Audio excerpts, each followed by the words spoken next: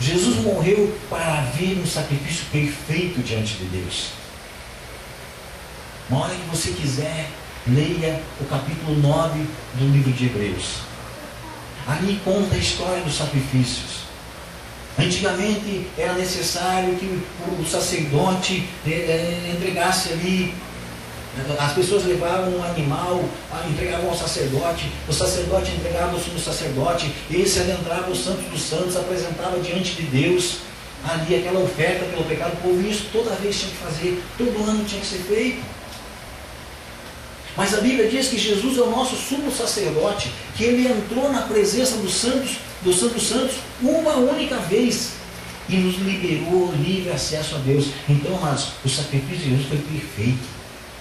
Não é necessário mais nenhum sacrifício. Creia somente nisso. Creia que o sacrifício dele na cruz foi perfeito. Então ele morreu para ter um sacrifício perfeito diante de Deus. Deus já tem, amados, o sacrifício que ele precisava pelo pecado da humanidade. É o sangue de Jesus Cristo. Foi comprado, eu e você fomos comprar, nosso pecado foi pago com o sangue dele. A única coisa que nós precisamos é nos arrepender dos nossos pecados e crer nisso que Jesus fez. E tem que ser através da ressurreição, ser nosso intercessor diante de Deus. Você tem um intercessor diante de Deus hoje, junto com Deus. A Bíblia diz que um dia, quando Estevão, que foi o primeiro dos mártires, ele não foi um apóstolo, depois nós vamos ver isso aqui também. Ele não era um apóstolo, ele era um diácono.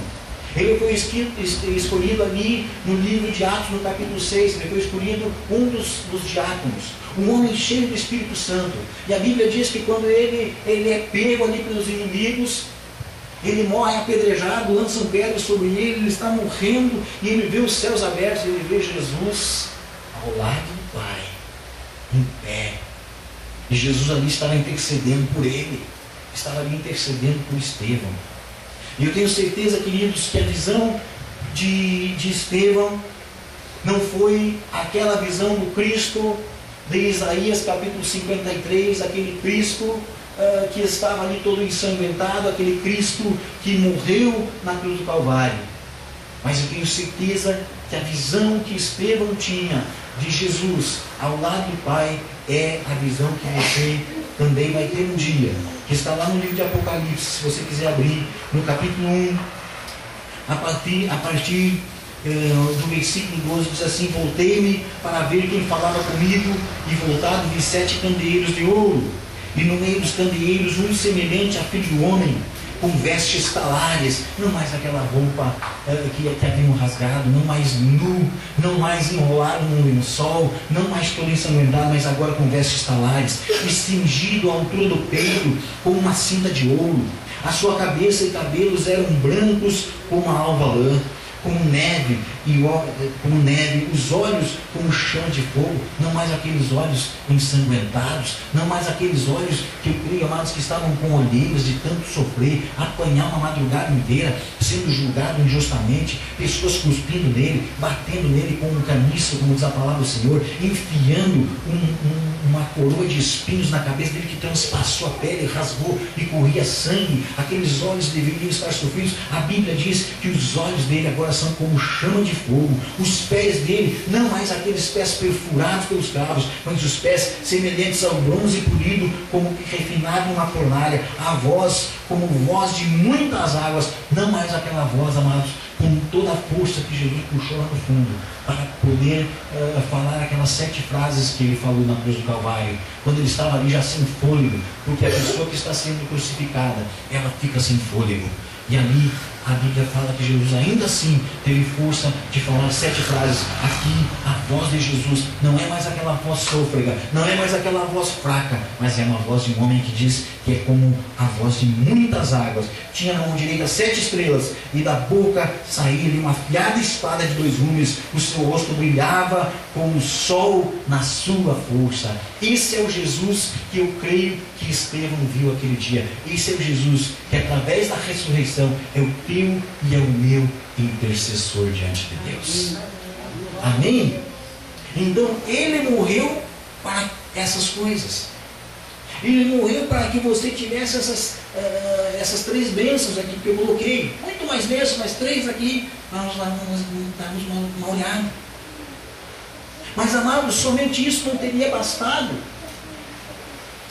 A Bíblia diz o seguinte, queridos,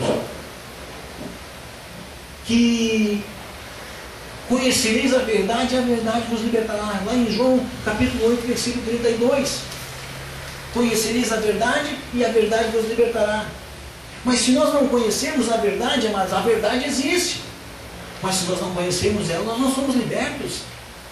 Eu lembro-me que quando nós, na nossa cegueira, antes de conhecer o Evangelho, nós íamos numa terreira de Umbanda, e lá naquela terreira havia um altar cheio de porcarias lá, e lá no meio tinha uma Bíblia. No meio daquele altar tinha uma Bíblia fechada. Ali estava a verdade, mas nós não conhecíamos a verdade, nós não éramos libertos. Então, tudo isso que Jesus fez na cruz do Calvário, se nós não tivéssemos ficado sabendo disso, não adiantaria para nós. Por quê? Porque nós não nos arrependeríamos do nosso pecado.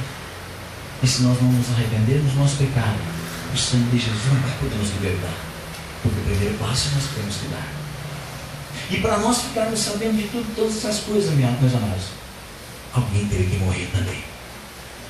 Mais pessoas morreram. Não foi somente Jesus. Jesus morreu o sacrifício completo, o sacrifício pleno. Mas teve mais pessoas que morreram. Os mártires. Por que os mártires morreram? Primeiro, porque eles realmente acreditaram nas palavras de Jesus. Por isso que esses homens morreram, irmãos. Porque realmente eles acreditaram no que Jesus falou. Porque a sua moradia não era aqui nessa terra.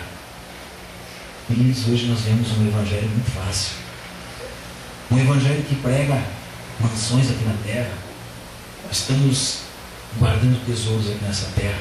Estamos edificando casas aqui nessa terra. Mas esses homens que morreram por Jesus, os mártires, eles sabiam que a casa deles não era aqui. Eles buscavam uma cidade edificada por Deus. Diz a palavra do Senhor lá no livro de Apocalipse, que existe uma cidade edificada por Deus. No livro de Hebreus, que nós lemos agora há pouco, no capítulo 12, ali está escrito que esses homens que morreram sem receber a promessa, eles buscavam a cidade, não edificada por mãos humanas, mas edificadas pela mão do nosso Deus. E eles morreram para que a palavra de Deus chegasse até nós. Por isso que nós lemos ali antes aquele versículo, lá no capítulo de Hebreus 12, que diz que eles são aperfeiçoados através de nós. Ao a palavra chegar até nós, eles foram aperfeiçoados, porque o sacrifício deles valeu a pena. Amém?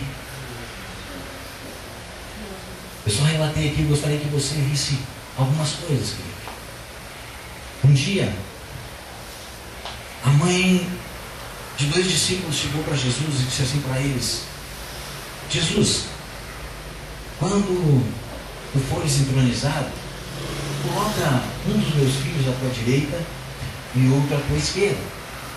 Porque aquela mãe pensava que o reino de Jesus era aqui nessa terra. E Jesus disse para ela: podeis tomar do cálice que eu tomarei? Sim, Senhor.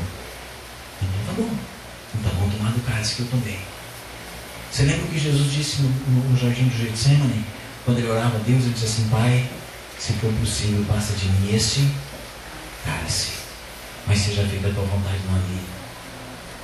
Quando Jesus falava em cálice, podereis beber o cálice que eu vou beber? Sim, Senhor, beberemos. Ali estava dizendo: podereis passar pela morte, como eu passarei. E eles disseram que sim. Tiago era um deles. E a mãe disse: pode sentar ao teu lado?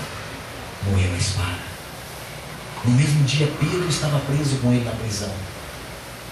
A Bíblia diz que Herodes mandou matar Tiago. E como viu, o rei viu que o povo gostou da morte de Tiago, ele já tinha planejado a morte de Pedro também. E aí Deus manda um anjo lá e o anjo liberta Pedro. Tiago morreu a espada. Pedro, crucificado de cabeça para baixo, porque não se achou digno de morrer como o mestre dele. André, crucificado em madeira em forma